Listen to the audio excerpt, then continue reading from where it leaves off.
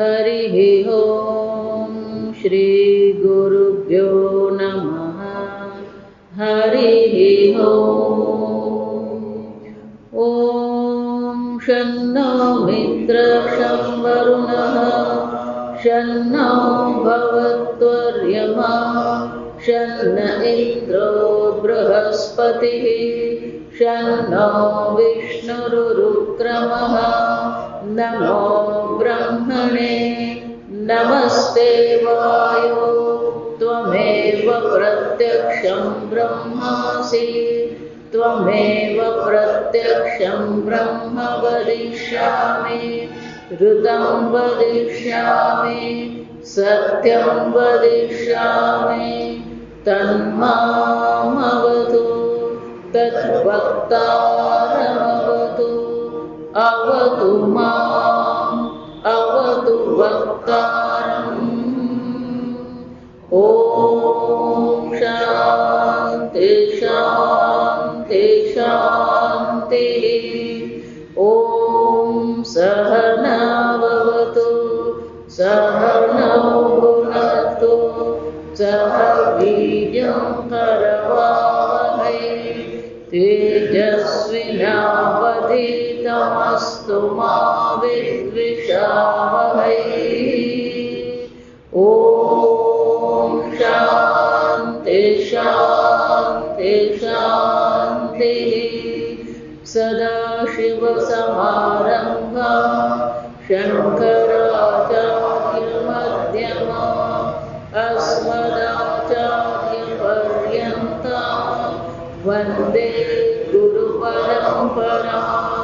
श्रुतिस्मृतिपुराणानाम् आलयं करुणालयं नमामि भगवत्पादं शङ्करं लोकशङ्करं शङ्करं शङ्कराचार्यं केशवं बादरायणं सूत्रभाष्यकृतौ वन्दे भगवन्तौ पुनः पुनः।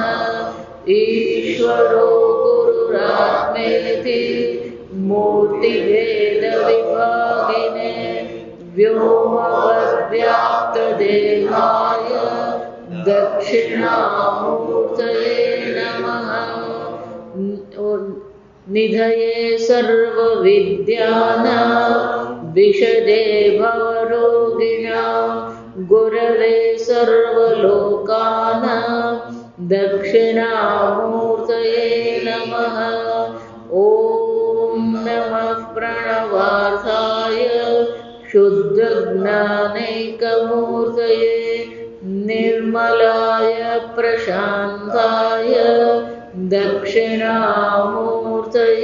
नमः। आदि शंकराचार्यजीए अनेक ग्रंथोनी रचना करी। आ दरेक ग्रंथ जो रचना करवामां आवी एने આપણે પ્રકરણ ગ્રંથ કહેવાય। દક્ષિણામૂર્તિ પણ શું છે? સ્તોત્ર છે। જાણે સ્તોત્ર એમ કહીએ ને એટલે આપણને એવું લાગે કે ભગવાનને પ્રાર્થના કરવામાં આવે। જ્યારે ભગવાનને પ્રાર્થના કરનાર હોય એને સ્તોત્ર કહેવામાં આવે। એટલે દક્ષિણામૂર્તિ સ્તોત્ર એવું આપણે કહીએ તો કે ખરેખર આ સ્તોત્ર છે? એટલે ટીકાકાર બહુ સરસ કહે છે, વેદાંત શાસ્ત્ર પ્રકરણ રૂપત્વ સ્તોત્રસ્ય। આ સ્તોત્ર કેવું છે? વેદાંત શાસ્ત્રના પ્રકરણ રૂપ છે। તો કે પ્રકરણ કોને કહેવામાં આવે? જોઈ શંકરાચાર્યજીનો આપણે વિચારીએ તો 10 ઉપનિષદ પર ભાષ્ય છે, ગીતા પર ભાષ્ય છે, એટલું જ નહીં બ્રહ્મસૂત્ર પર પણ ભાષ્ય છે। ભાષ્ય ઉપરાંત એમણે ગ્રંથો જે લખ્યા, આત્મબોધ, એ બધા ગ્રંથો પ્રકરણ ગ્રંથ કહેવાય। આત્મબોધ છે, અપરોક્ષાનુભૂતિ છે, સાધન પંચક છે, મનીષા પંચક છે, પણ આ બધાને પ્રકરણ ગ્રંથ એટલે આપણું શાસ્ત્રમાં પરંપરામાં પ્રકરણ કોને કહેવામાં આવે? એટલે ટીકાકાર કહે છે શાસ્ત્ર એકદેશ સંબંધમ શાસ્ત્ર કાર્યાંતરે સ્થિતમ। પૂર્ણ શાસ્ત્ર ન હોય, પણ શાસ્ત્રના એક સાથે એક દેશ, એક વિશેષ પ્રકારનો વિષય પકડીને પછી એને અનુરૂપ જ્યારે કોઈ ગ્રંથ લખવામાં આવે, પ્રકરણમ નામ ગ્રંથ ભેદમ વિપશ્ચિત. આમ આ પ્રકરણ લક્ષણ છે. પારાશરે ઉપપુરાણે ઉક્તમ. આમ પરાશર મુનિએ લખેલા પુરાણમાં દર્શાવવામાં આવ્યું કે શાસ્ત્રના એક દેશને સંબંધિત જ્યારે કોઈ ગ્રંથ લખવામાં આવે તો એ ગ્રંથને પ્રકરણ કહેવામાં આવે. એક દક્ષિણામૂર્તિ સ્તોત્ર છે. જો વિષ્ણુ સહસ્રનામ પણ એવું જ છે, સમજો. ભગવદ્ ગીતા પણ એવું જ છે.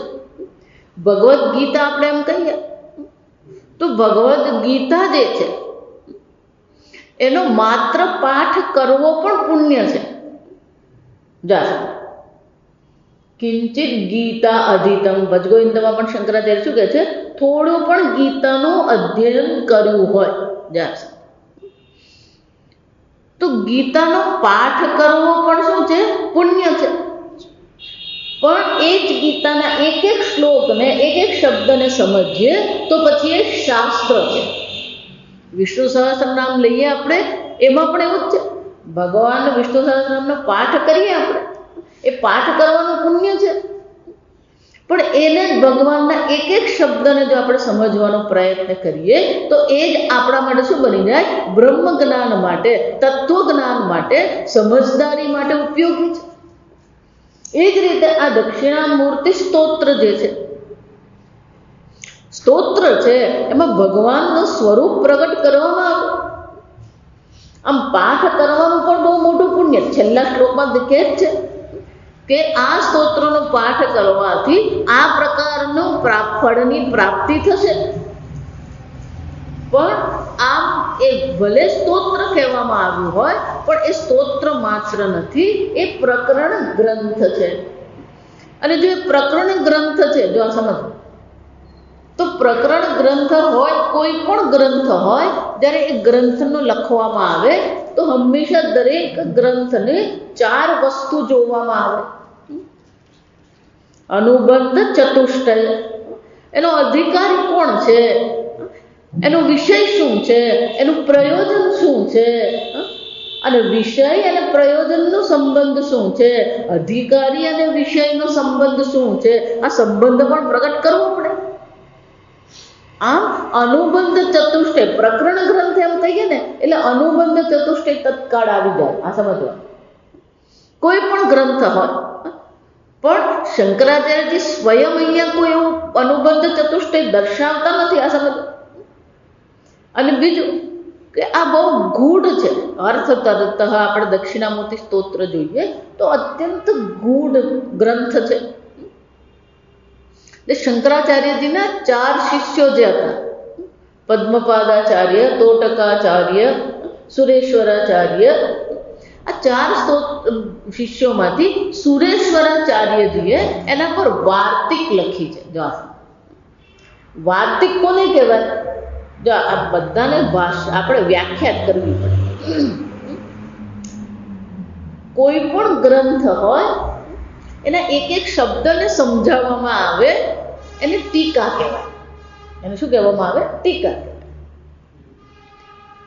કોઈ પણ ગ્રંથના શબ્દને અર્થ તો દર્શાવવામાં આવે છે, પણ એ અર્થ શા માટે યોગ્ય છે, એટલે અંગ્રેજીમાં ડિફેન્ડિંગ કહેવાય કે આ અર્થ જ યોગ્ય છે. બીજો જો તમે અર્થ કરવા જશો તો એ યોગ્ય અર્થ પુરવાર થાય નહીં. આમ પોતે જે અર્થ કર્યો છે એ પોતાનો જ અર્થ સાચો છે એવું પણ જ્યારે પુરવાર કરવામાં આવે. જો સમજો, હું હંમેશા એટલે વારંવાર કે શાસ્ત્ર ભણીએ ને તો શાસ્ત્રમાં લોકો શબ્દ વાપરે અર્થઘટન. જો આ સમજો, આ ડેન્જરસ શબ્દ છે. આપણને એવું લાગે કે આ યોગ્ય છે, આ યોગ્ય નથી. આ સમજો, અર્થઘટન શબ્દ જે છે એ સૌથી જોખમકારક છે વેદાંત માટે. કેમ? કારણ કે અર્થઘટન એમ કહીએ ને એટલે ત્યાં વ્યક્તિગત આવી જાય. ગઈકાલે પણ સાંજે મેં કહ્યું એમ કે જ્ઞાન વસ્તુતંત્ર હોય, એમાં કોઈ વ્યક્તિનો રાગ દ્વેષ, ગમો અણગમો કામ લાગે નહીં. જો સમજો, મને ફાફડા ભાવે કે નહીં ભાવે એ વ્યક્તિગત વિષય છે, પણ આ ફાફડા છે એ તો શું છે? બધાને માટે છે. જો સમજો, વસ્તુતંત્ર છે.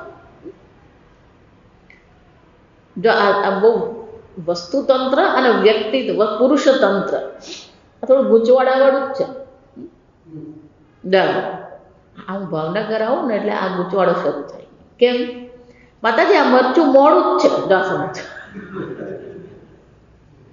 જા મને કહો, મરચાની તીખાશ વસ્તુતંત્ર કે પુરુષતંત્ર?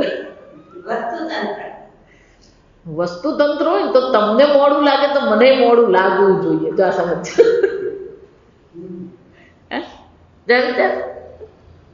માતાજી સાવ મોડું બનાવ્યું છે. જા સમજ, માતાજી જરાક જ તેલ નાખ્યું. જા વિચારી જો. એટલે કહો, આપણને બહુ સ્પષ્ટ લાગે પણ એટલું સ્પષ્ટ નથી આ વસ્તુતંત્ર અને પુરુષતંત્ર. એટલે શંકરાચાર્યજી જ્યારે કાશી ગયા ને અને પેલા મંડન મિશ્રાને મળવાનું હતું ત્યારે બધાને પૂછતા હતા કે મંડન મિશ્રાનું ઘર કયું?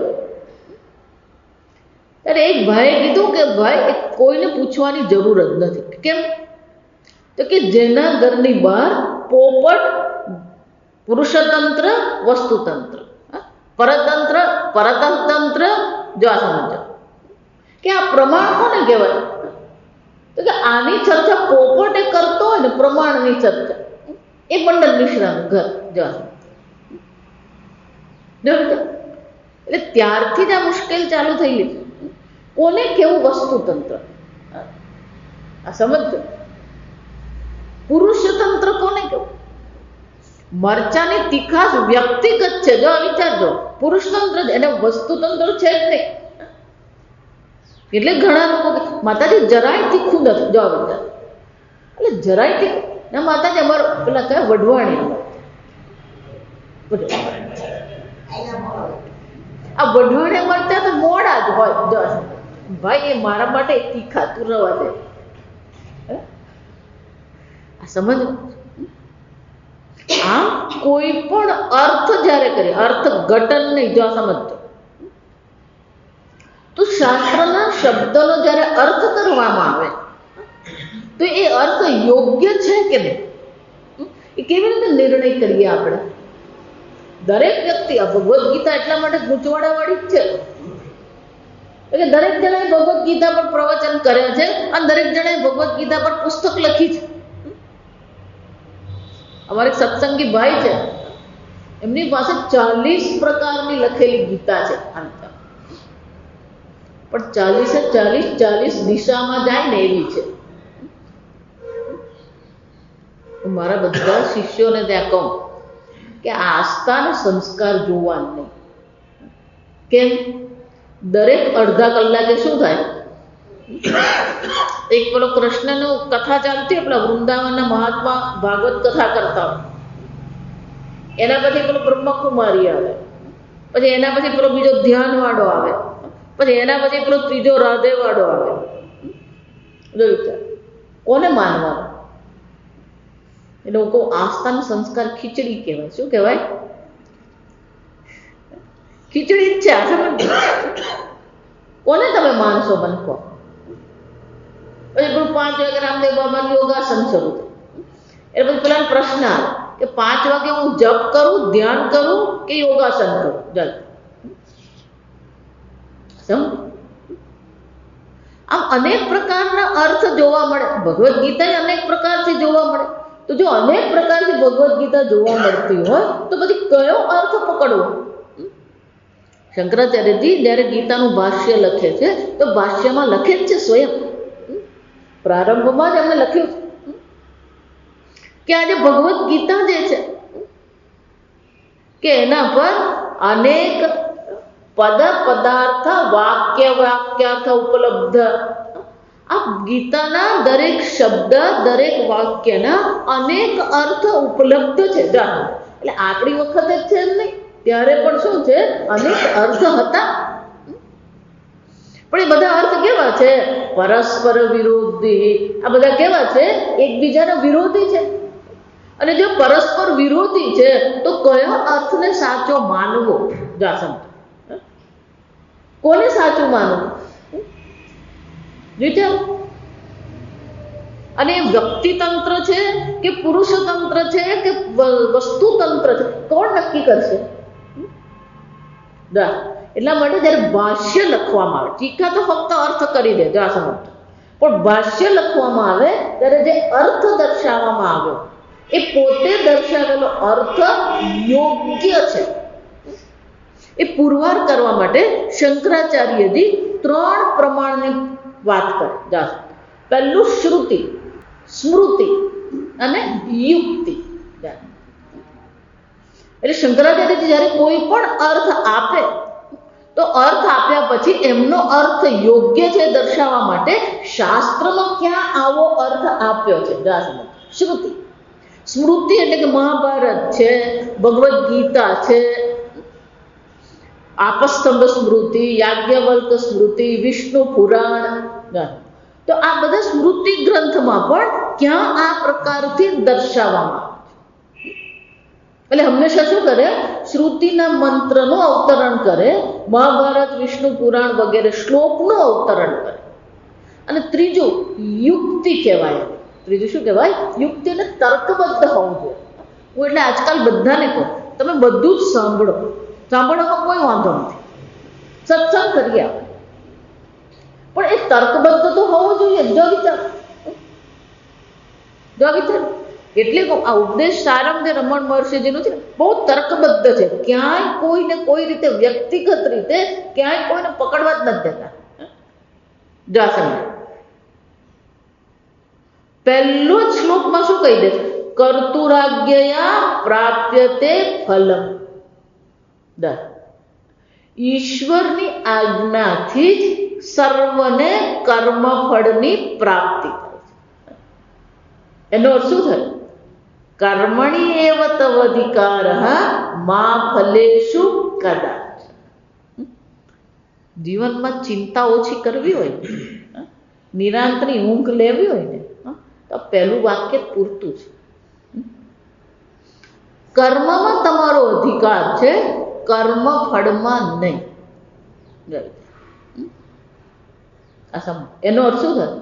કર્મની જવાબદારી તમારી છે, કર્મફળની જવાબદારી તમારી છે. કર્મફળ તમે ઉત્પન્ન કર્યું. જો કર્મફળ તમે ઉત્પન્ન કરતા નથી તો પછી એની જવાબદારી લેવાની જરૂર છે? માણસને હંમેશા હું કેમ નહીં આવતી હોય, એની ચિંતા શાની હોય? પેલી કર્મફળની ચિંતા. જો કર્મફળ ઉત્પન્ન કરવાની જવાબદારી જ જ્યારે તમારી નથી તો પછી ચિંતા કરવાની જરૂર છે? વિચાર. કર્મની જવાબદારી આપણી છે. સારામાં સારું કર્મ કરવું, સારામાં સારી રીતે પ્રયત્ન કરવો એ આપણું કામ છે. પેલું કર્મફળ ઉત્પન્ન ન થયું કે વિપરીત ઉત્પન્ન થયું આપણા હાથમાં નથી. જો આ પણ આપણે બધા શું કરતા રહીએ છીએ? જો વિચારજો, બહુ તર્ક છે અહીંયા, યુક્તિ છે કે કર્મફળ દાતા ઈશ્વર છે, કર્મફળ ઉત્પન્ન કરનાર ઈશ્વર છે. તો પછી એની ચિંતા આપણે કરવાની છે, કર્મની ચિંતા આપણે કરીએ. એટલા માટે ભગવાન વારંવાર છે પૂરું કર્મ. તો ભગવાન વારંવાર કેમ કે છે? તું કર્મ કર, કારણ કે કર્મ તારા હાથમાં છે, કર્મફળ તારા હાથમાં છે. એટલું જ નહીં, કર્મમાં અનેક વિકલ્પ રહેલા છે. વિકલ્પ રહેલા છે એનો અર્થ શું થાય? એક પ્રકારથી કર્મ કર્યું, નહીં થયું તો શું કરો? બીજા પ્રકારથી કરો. આપણે ગુજરાતી પેલી કવિતા, આ અંગ્રેજી ભાષા આવી ને, આપણે અંગ્રેજો 250 વર્ષ રહી ગયા એમ નહીં, આ 65 વર્ષે હજી શું છે? વિચાર. અમે કોકને ત્યાં ભિક્ષામાન પધરામણીમાં જઈએ ને ત્યારે પેલા બાળકોને પેલું અંગ્રેજીમાં ગવડાવે, એ લોકો શું માને? આ ગૌરવની વસ્તુ છે. વિચાર. પહેલા આપણે જે કવિતાઓ શીખતા, બાળ ગીતો જે શીખતા હતા, પડતા ઝાડ કરોડિયો, ભોય મહી પછડા. કેટલી વાર પછડાયો? 7 વાર પછડાયો. પણ 8મી વારે શું થયું? પેલું ઝાડું બન્યું. એક વાર પ્રયત્ન કરે, 2 વાર. જો આ બાળકો માટે બહુ જરૂરી છે. આજકાલ બાળકો જે આપઘાત કરે છે એ લોકોના માટે આવી બધી કવિતાઓ શું છે? કામની છે. પેલો 12માં નાપાસ થવાની શક્યતા હોય એને પેલો શું કરે? આપઘાત જ કરે. જો વિચાર, અલે પણ 12માં તું નાપાસ થયો એટલે જિંદગીમાં તને બીજા કોઈ વિકલ્પ જ નથી. વિચારી પણ મારા પર SMS આવે. આ તમારા સૌરાષ્ટ્રમાં બધા બાપુ પર હોય બધા જોક્સ. તો 2 બાપુ SSC પરીક્ષા આપી, એટલે 2 બાપુ આપીને પછી બંને જણા નાપાસ થાય. બાપુ નાપાસ થાય ને એટલે તો પેલું બહુ ઇજ્જતનો સવાલ થઈ જાય. એટલે બંને જણા વાતો કરે, કરીએ શું હવે આપણે? એટલે પેલો એક કે આપણે એક કામ કરીએ, આપણે આપઘાત કરી નાખીએ. નાપાસ થાય એટલે શું કરીએ? આપઘાત. એટલે બીજો બાપુ કે ના ભાઈ, આમ નાપાસ થાય એટલે આપઘાત નહીં કરવાનો. તો કે શું કરવાનું? આપણે પહેલેથી બાળ મંદિરથી શરૂ કરીએ. કે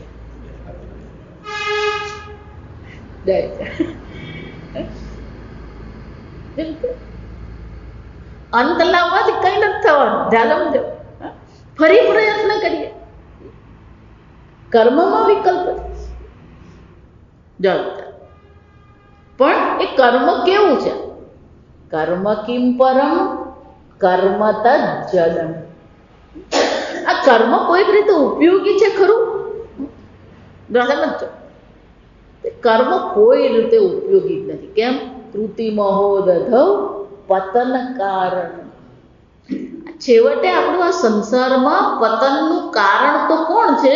આ કર્મ જ છે. આ કર્મ કોઈ પણ રીતે ઉપયોગી નથી. જો સમજો, એટલે વારંવાર કહું, કર્મ ફળ પ્રત્યે વૈરાગ્ય કેળવવો, કર્મ ફળમાં પ્રસાદ બુદ્ધિ કરવી, એને કર્મ યોગ કહેવાય. કર્મ પ્રત્યે કર્મ ફળ નહીં, કર્મ ફળ પ્રત્યે જે વૈરાગ્ય છે એને કર્મયોગ કહેવાય. સાક્ષાત કર્મ પ્રત્યે જ્યારે વૈરાગ્ય થઈ જાય, કર્મમાં જ્યારે વૈરાગ્ય થાય એને સંન્યાસ કહેવાય. પણ આપણે હજી કર્મમાં શું છે? ઓલો વિશ્વાસ છે. હજી આપણને એમ છે કર્મ ક્યાંક ને ક્યાંક તો ઉપયોગી થશે જ. આમ કર્મ પરની આપણી જે શ્રદ્ધા છે ને એ હટતી નથી. વેદાંત ભણીએ ને પછી પણ માતાજી શું કરીએ? જો આપણું આવીને ગોળ ફરીને પેલું ચણા શેકતો હોય ને, એ ચણા શેકે ને એને કલેડી કહેવાય. તમે જુઓ ને એને શેકતા તો ખબર. આપણે પેલી પોપકોર્ન બનાવીએ તો ઢાંકી દેવું પડે. કેમ? કે પેલી ધાણી બધી શું થાય? ઉડે આખા ઘર. જુવારની ધાણી બનાવીએ, મકાઈની ધાણી બનાવીએ, પેલું ઢાંકવું પડે અથવા કપડું મૂકવું પડે. તો પેલો ચણા ફોડતો હોય એ ક્યારેય ઢાંકે નહીં. જો આવી જાય એ જોવા જાય ને તો ખબર કે કેમ? કે એ પેલું પહોળું વાસણ હોય, પેલો ચણો ફૂટે ને ઉછળે ખરો, એટલે એવું કહેવાય કલેડીનો ચણો ઉછળીને પાછો ક્યાં પડે? તો કલેડીમાં જ પડે. એમાં માણસ વેદાંત ભણે ખરો પણ ગોળ ફરીને પાછો. પણ માતાજી શું કરીએ હવે? એટલે તું અકર્તા આત્મા છે, નિર્વિકારી આત્મા છે, પણ પાછો ફરીને શું કે? શું કરીએ માતાજી? જો વિચાર, આમ કર્મ પરની આપણી શ્રદ્ધા હટતી જ નથી. એટલા માટે ત્યાં પહેલા જ શ્લોકમાં ત્યાં રમણ મહર્ષિએ સમજાવી દીધું, કર્મ કોઈ પણ પ્રકારે ઉપયોગી નથી. કેમ? પતન કારણ. અને યુક્તિ કહેવાય. અને શું કહેવામાં આવે? યુક્તિ. તર્કથી આપણને સમજાવે છે કે કર્મ તમને કર્મફળ આપશે. કર્મફળ આપશે તો કર્મફળ ભોગવવા માટે વળી પાછું જન્મ મરણનું ચક્કર પકડવું જ પડે. એટલે તર્કથી શું કહે છે? અને યુક્તિ કહેવાય. એમ શંકરાચાર્યજી પણ જ્યારે ભાષ્ય લખે, એટલે કે કોઈ પણ ગ્રંથ પર જ્યારે લખવામાં આવે તો એનો અર્થ આપ્યા પછી શ્રુતિ, યુક્તિ અને શ્રુતિ, સ્મૃતિ અને યુક્ત, આ 3 થી પુરવાર કરવામાં આવે કે આ અર્થ યોગ્ય છે. હું એટલે વારંવાર બધાને કહું કે કોઈ પણ ગ્રંથ વાંચીએ અને જો વેદાંત શ્રવણ કર્યું હોય તો આ અર્થ યોગ્ય છે કે નહીં એ હંમેશા જોવું જોઈએ. એનો અર્થ શું થાય? કોઈ પણ શાસ્ત્રના અર્થમાં વ્યક્તિ મહત્વની નથી, મહત્વનું શું છે? શાસ્ત્ર મહત્વ. કારણ કે પ્રમાણ કોણ છે? શાસ્ત્ર પ્રમાણ છે. વેદાંતો નામ ઉપનિષદ પ્રમાણ. વેદાંત સારમાં શું કહેવામાં આવ્યું? પહેલું જ કહેવામાં આવ્યું કે આ વેદાંત શું છે? પ્રમાણ છે. ગીતામાં પણ ભગવાન કહે છે શાસ્ત્ર પ્રમાણ છે. જો શાસ્ત્ર પ્રમાણ છે તો પછી વ્યક્તિનું ત્યાં કોઈ નથી. જો એટલે કહું પુરુષતંત્ર અને વ્યક્તિતંત્ર, જે પુરુષતંત્ર અને વસ્તુતંત્ર જે આપણે કહીએ ને, આ બધી જગ્યાએ લાગુ પડે. સમજવા, તમારી ભાવના, તમારી લાગણી જે છે એને આપણે સન્માન કરીએ છીએ, પણ જો અર્થ ખોટો હોય તો એને આપણે જાણી શકીએ નહીં કે એને યોગ્ય કહી શકીએ નહીં. પૂજ્ય સ્વામીજી અમને હંમેશા ભણાવતા ત્યારે કહેતા, કોઈ પણ મહાત્મા એ તપસ્વી છે, વયોવૃદ્ધ છે, શાસ્ત્રજ્ઞનો વિદ્વાન છે, આપણે એને પ્રણામ કરીએ, એને પ્રણામ કરવામાં આપણને કોઈ વાંધો નથી. કારણ કે મહાત્મા તરીકે તો શું છે? એ વંદનીય જ છે આપણામાં. પણ એ વંદનીય છે એટલા માટે જે મોઢામાંથી જે નીકળ્યું બધું સાચું જ છે એવું માનવાની કોઈ જરૂર નથી. જો આ સમજો, પ્રણામ કરવામાં કોઈ વાંધો. એટલે ગીતામાં પણ ભગવાન કહે છે બુદ્ધૌ શરણમ અન્વિચ્છ. પહેલી શરણાગતિ કોની લેવાની છે? જો વિચાર, મામેકમ શરણમ વ્રત તો છેલ્લે કહ્યું ભગવાને, પણ પહેલા શું કહ્યું? બુદ્ધૌ શરણમ. આ તારી બુદ્ધિમાં શરણાગતિ શોધ. પણ આજકાલ તો લોકોને એવું થઈ ગયું, જ્યાં પેલા ગુરુ બનાવે, મંત્ર દીક્ષા લીધી, પૂજા પાઠ શરૂ કર્યો, એટલે બુદ્ધિને તો શું કરી દેવાની? તાળું જ મારી દે. તાળું મારે ને ત્યાં સુધી ઠીક છે, પેલી ચાવી ફેંકી દે એટલે કોઈ ખોલી દે, એ નહીં ખોલી શકે ને બીજો એ નહીં ખોલી શકે.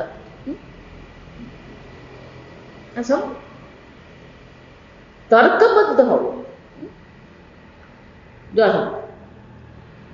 3 પ્રકારથી, એક તર્કબદ્ધ હોય, એક તર્ક વિરુદ્ધ હોય.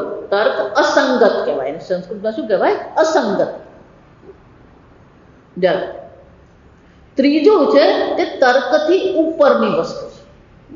3 જ વસ્તુ, એક તર્કબદ્ધ છે, એક તર્કથી અસંગત છે, અને ત્રીજું જે તર્કથી પર છે. જો સમજો, જે તર્કથી પર છે અને શાસ્ત્રમાં જણાવવામાં આવ્યું છે તો એમાં આપણે કંઈ કહી શકીએ ને?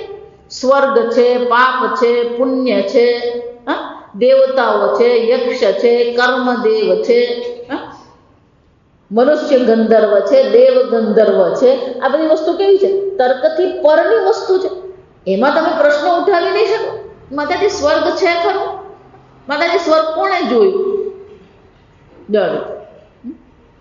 પેલા નાના છોકરાને આપણે કંઈક વસ્તુ લેવા મોકલીએ ને, જ્યાં દીકરા કબાટમાંથી પેલું પુસ્તક લઈએ,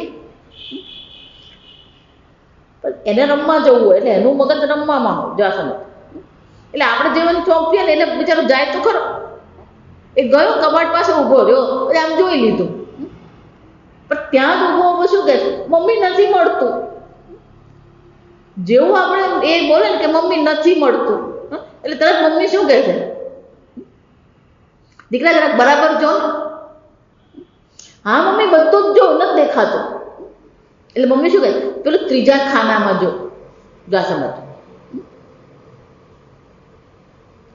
પછી પણ એમ કેમ કે નથી, તો પછી મમ્મીએ શું કહેવું પડે?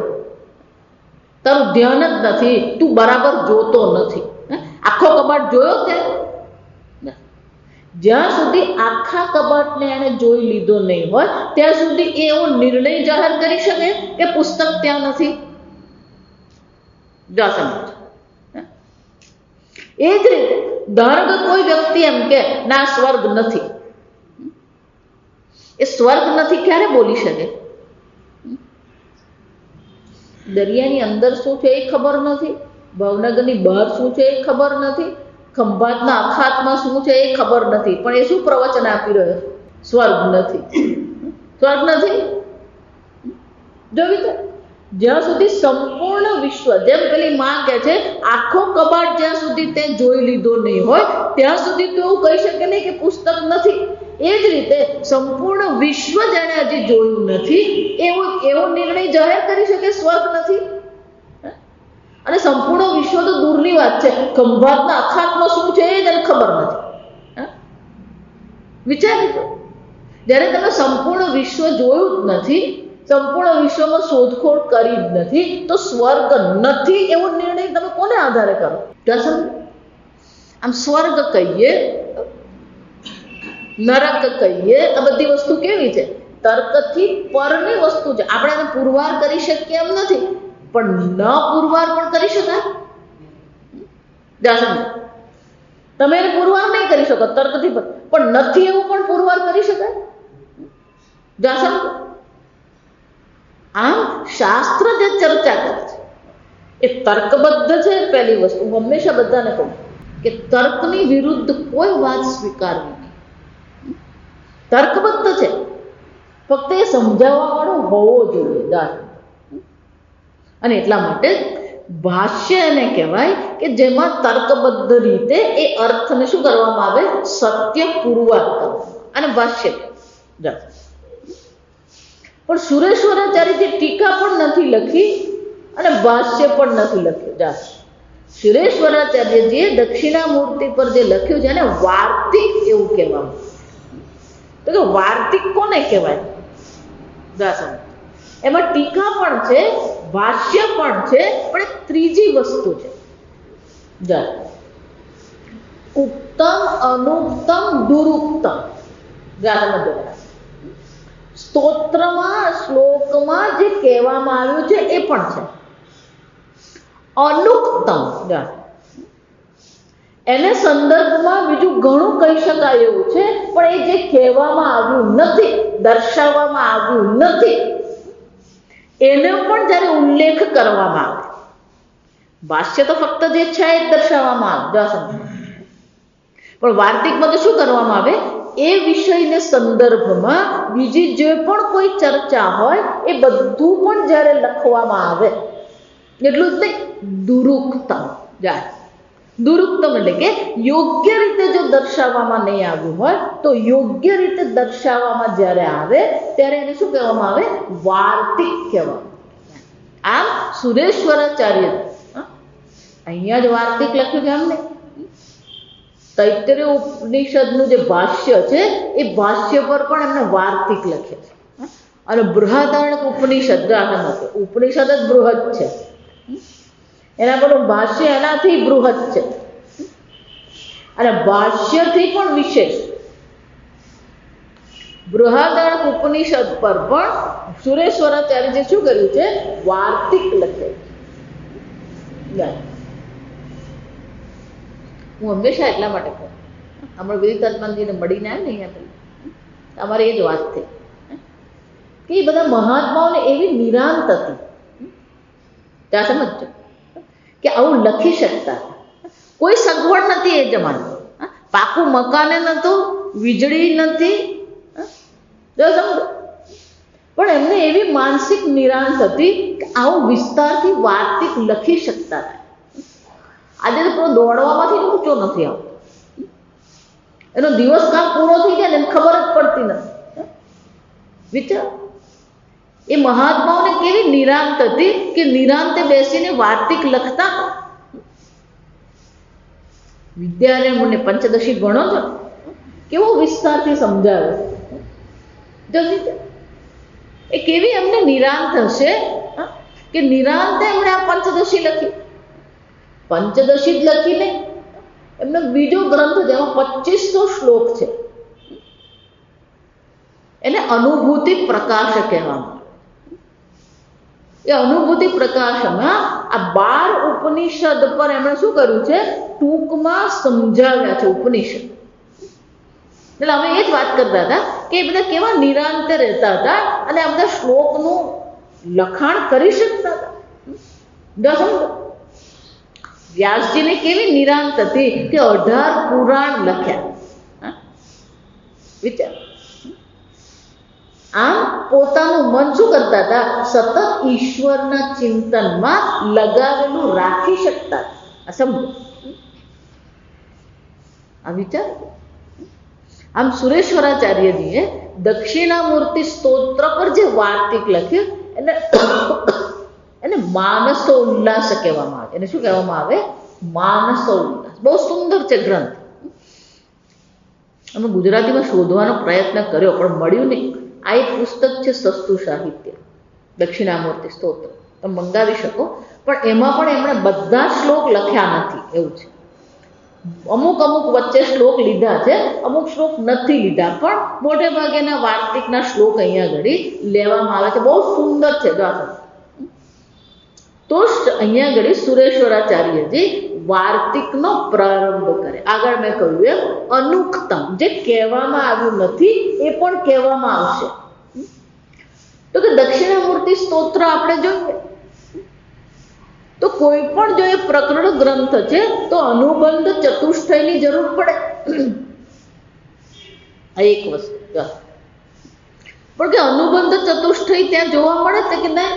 વિશ્વમ દર્પણ દૃશ્યમાન નગર, સીધું જ શરૂ થાય. ધ્યાન શ્લોક તો પછીના છે. જો આપણે શંકરાચાર્ય ધ્યાન શ્લોક લખ્યા નથી. બીજું મંગળાચરણ પણ ત્યાં કોઈ જોવા નથી મળતું. જો સમજો, મંગળાચરણ કોને કહેવામાં આવે? જેમાં ભગવાનનું સ્મરણ કરવામાં આવે, ગુરુનું સ્મરણ કરવામાં આવે, અથવા તો તત્વનું સ્મરણ કરવામાં આવે. અને મંગળાચરણનું પ્રયોજન શું છે? તો કે જે ગ્રંથ પ્રારંભ કરવામાં આવ્યો છે એ અંત સુધી પહોંચે, એ ગ્રંથની રક્ષા થાય અને એ ગ્રંથ યોગ્ય અધિકારી સુધી પહોંચે. તો કે સીધું જ વિશ્વ દર્પણ દૃશ્યમાન નગરી કર્યું, મંગળાચરણ પણ કરવામાં આવ્યું નથી. બીજું અનુબંધ ચતુષ્ટય પણ દર્શાવવામાં આવ્યું નથી. અને જો આ બે વસ્તુ નહીં હોય તો પેલો પ્રકરણ ગ્રંથ કહેવાય નહીં. આ સમજો. અને એટલા માટે સુરેશ્વરાચાર્યજી મંગળાચરણથી શરૂ કરે. જ્યાં સમજો અનુક્તમ, જે કહેવામાં નથી આવ્યું એ સુરેશ્વરાચાર્યજી વાર્તિકમાં આપણને કહે છે. એટલે શરૂઆત ક્યાંથી કરે છે? આ મંગલ સંશનમ, મંગળમ દિશતુ મે વિનાયક. બહુ સુંદર છે આ મંગળાચરણ. મંગલમ દિશતુ મે વિનાયક. દિશતુ, હે વિનાયક, સર્વ ગણના જે નાયક છે, ગણપતિ જે છે, હે વિનાયક, દિશતુ મંગલમ, મને મંગળ દિશામાં લઈ જાઓ, આ મંગળ કાર્ય કરાવો. મંગલ દિશતુ મે સરસ્વતી, હે સરસ્વતી, મારી બુદ્ધિને શું છે? આ મંગળ કાર્ય તરફ, શુભ કાર્યના માર્ગ પર લઈ જાઓ, માર્ગદર્શન કરો. જો એટલે કહું, ભગવાન પાસે માગવું હોય તો આટલું જ માગવા જેવું છે ખરેખર. લોકો એમ માને છે કે મારા ધંધામાં મને થાય, મારો દીકરો પાસ થઈ જાય. ખરેખર જો ભગવાન પાસે માગવું હોય ને તો આ માગવા જેવું છે. મંગલમ મે અસ્તુ. વિચાર, બધું જ હોય અને જો મંગળ નહીં હોય તો આ બધું શું થઈ જાય? જો અમેરિકામાં જો ને આજે હાલત આ જ છે. ત્યાં બધું જ છે, સગવડ છે, સાધનો છે. વિચાર, ત્યાં તો એવી હાલત છે, પરિવાર મળે ને કાકા મામા કોઈ તો કોણ, કોઈને ખબર જ નથી. કોને મામા કહેવાય ને કોને કોઈ કહેવાય ને કશી ખબર નથી. ત્યાં પેલો એકલો એની રીતે રહેતો હોય તો માંદો પડે ને. આપણે ત્યાં તો એક્સિડન્ટ થાય ને કોઈ તો આપણે તેને ઉઠાવીને હોસ્પિટલમાં લઈએ જઈએ ને, પેલું ઓપરેશન કરવાનું હોય તો પેલો ડૉક્ટર સહી કરવાનું કહે તો આપણે શું કરીએ? કરી આપીએ ને. ત્યાં લોકોએ હવે એવું વ્હીલ બનાવવું પડે છે કે કે મને એક્સિડન્ટ થયો કે હું બેભાન થઈ ગયો કે થઈ ગઈ તો કોણ સહી કરશે? જો વિચાર, કોણ સહી કરે ને એનો એનો શું બનાવવું પડે? વસિયતનામું બનાવવું પડે. વિચાર, અને એની જે કઈ સંપત્તિ છે એનું વસિયતનામું બનાવવું પડે. એટલે એક બેન મરી, આખું વસિયતનામું એના કૂતરાનું નામ મૂકી ગયા. જો વિચાર,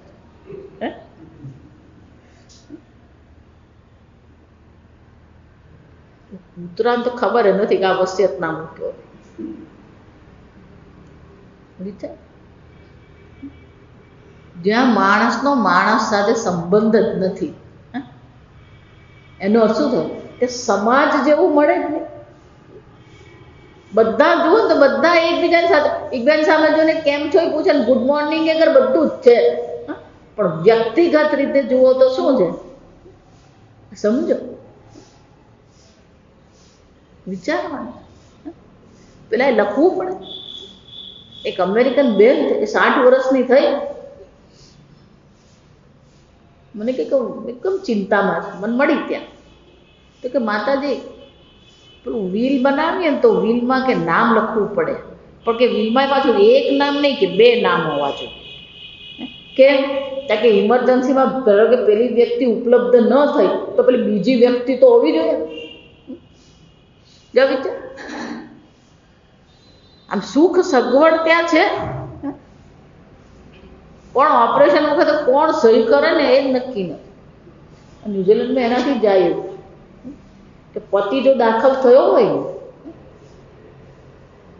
તો પત્ની જ સહી કરી શકે. જો આ વિચાર, ને પત્નીને પૂછ્યા વગર કશું નહીં થાય. એક પ્રસંગ બન્યો, પેલો ભાઈ આઈસીયુમાં દાખલ થઈ,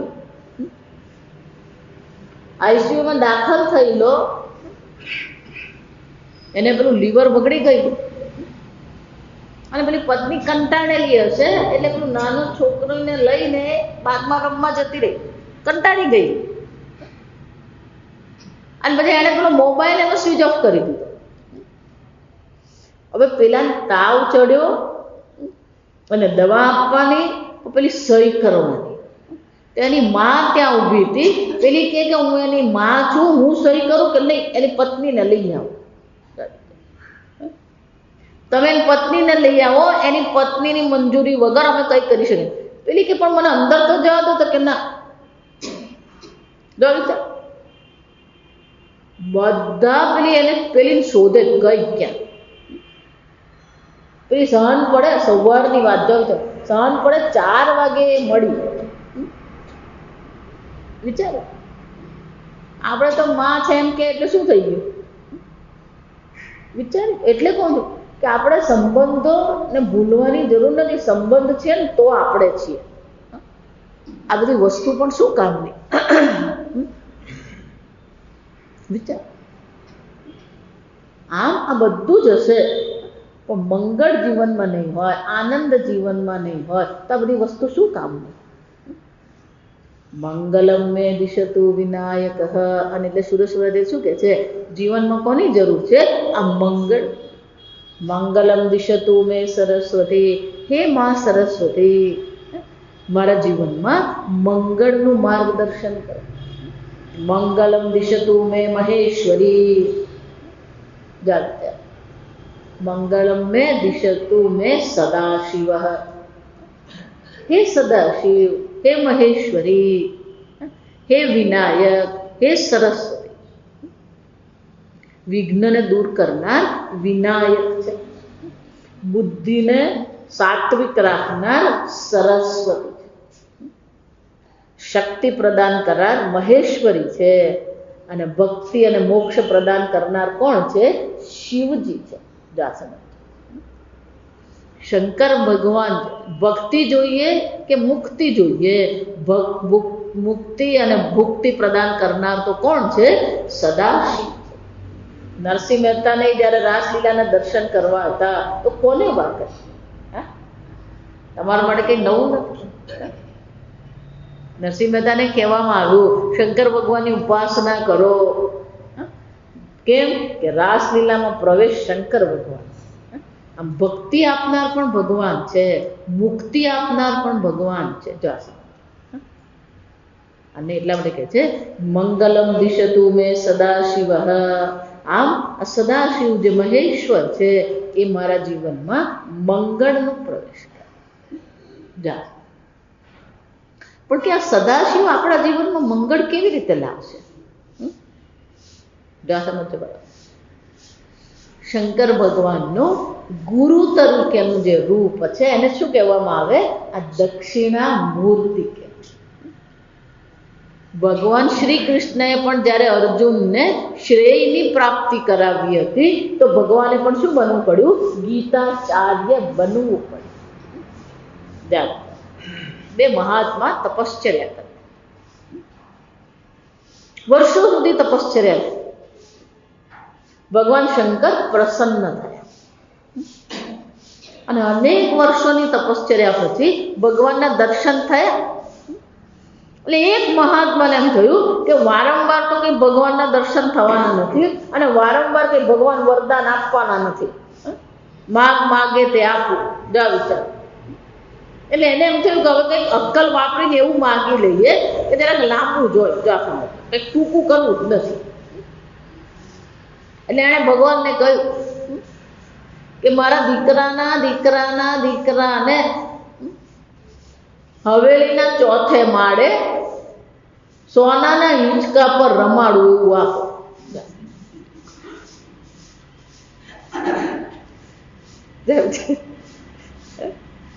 અને ભગવાન તો શું છે, જ્યારે એકવાર માંગવાનું કહે એટલે ભગવાને પછી એક જ શબ્દ બોલવાનો હોય, જશે તથાસ્તુ. જશે એટલે ભગવાન કે તથાસ્તુ. જશે બાજુમાં જે બેઠો હતો એને વિચારવાનો મોકો મળી ગયો. તો એટલે ઘણીવાર પહેલા કરતા બીજો ફાયદાકારક હોય. સમજવાનું આપણને એમ થાય પહેલા જોવું, એ પહેલા કરીએ ને કદાચ બીજું ફાયદામાં હોય. આ સમજ આને પેલો વિચારવાનો વખત મળ્યો. કયો વિચારવાનો વખત મળ્યો? આ જે બોલ્યું ને એટલે કીધું કે 5મી પેઢી જોશે પણ 6ઠ્ઠી પેઢી એ વખતે તેને શું કરવાનું છે? મરવાનું જ છે. તો સમજ. અને ગમે એટલી સંપત્તિ હોય, લક્ષ્મી છેવટે કેવી છે? ચંચળ છે. બીજું, ગમે એટલી સંપત્તિ હોય એ સંપત્તિ તો ઓછી જ પડવાની છે. જેની પાસે 10,000 છે એને લાખની ઈચ્છા છે, જેની પાસે લાખ છે તેને કરોડની ઈચ્છા છે. આમ ધનની ઈચ્છા છે એ કેવી છે? કોઈની પૂર્તિ થતી જ નથી. આ સમજ. એટલે એણે વિચાર્યું કે ગમે એટલી સંપત્તિ માગે, આ અનંત સંપત્તિની સામે સંપત્તિ પણ કેવી છે? અલ્પ જ છે. ભાવનગરમાં આપણને જે ધનવાન લાગતો હોય મુંબઈમાં શું બની જાય? એ ધનવાન છે. અને મુંબઈનો જે ધનવાન છે ન્યુયોર્ક જાય તો શું લાગે? કોઈ નહીં. જો સમજ.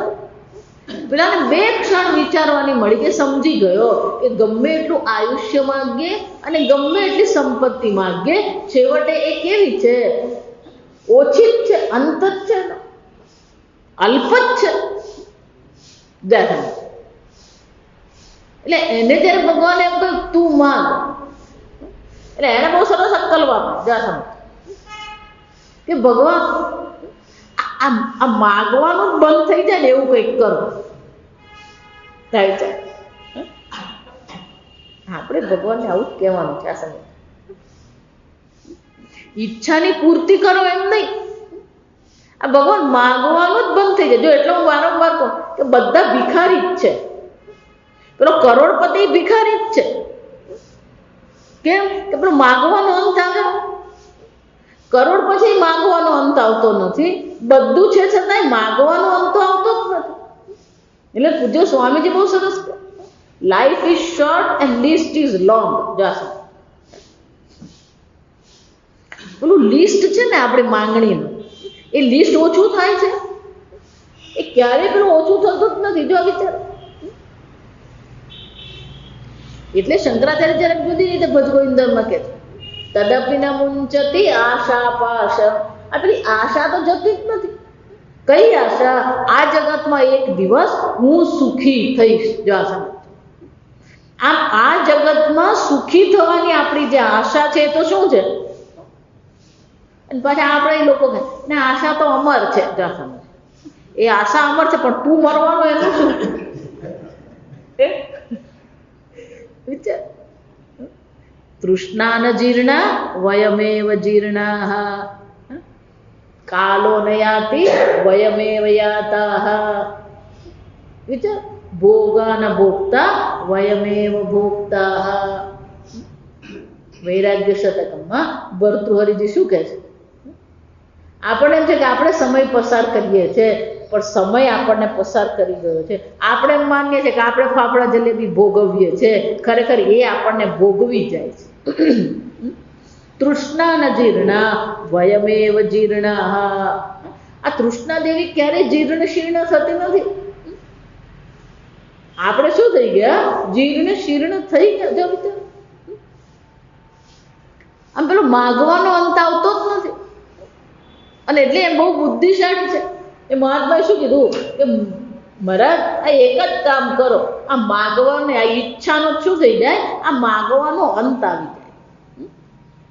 જો વિચાર, પણ માગવાનો અંત ક્યારે આવે? શંકર ભગવાનને જેવું કહેવામાં આવે કે ભગવાન આ માગવાનો અંત લાવી દો, તો ભગવાને શું કરવું પડે? ભગવાને આ બ્રહ્મ જ્ઞાન જ આપવું પડે. ભગવાને શું બનવું પડે? ગુરુ બનવું પડે. આ સમય કેમ? પ્રજહાતિ યદા કામાન સર્વાન પાર્થ મનોગત. એક વાર જેને આ બ્રહ્મ જ્ઞાન થયું, આત્મન્યેવ આત્મના તુષ્ટ, એક વાર આત્માનંદની પ્રાપ્તિ થઈ, બ્રહ્માનંદની પ્રાપ્તિ થઈ, પછી કઈ માગવાનું રહેતું. પણ જ્યાં સુધી આ બ્રહ્માનંદની પ્રાપ્તિ થતી નથી, ત્યાં સુધી વિષયાનંદમાં શું કરતા રહીએ? અટવાતા જ રહીએ. જો વિચાર. આમ શંકર ભગવાન પાસે પણ જો મંગળ માગીએ, શ્રેયની માંગણી કરીએ, તો ભગવાને પણ શું બનવું પડે? ગુરુ બનવું પડે. આમ શંકર ભગવાનનું જે ગુરુ તરીકેનું જે રૂપ છે એને શું કહેવામાં આવે? દક્ષિણા મૂર્તિ છે. તો શંકર ભગવાન જ, પણ એ ભગવાન જ્યારે ગુરુનું રૂપ ધારણ કરે ત્યારે એમને દક્ષિણા મૂર્તિ કહેવામાં. એટલે આપણે રોજની પ્રાર્થનામાં પણ શું કહીએ? સદાશિવ સમારંભા શંકરાચાર્ય મધ્યમા અસ્મદાચાર્ય પર્યંતા વંદે ગુરુ પરંપરા.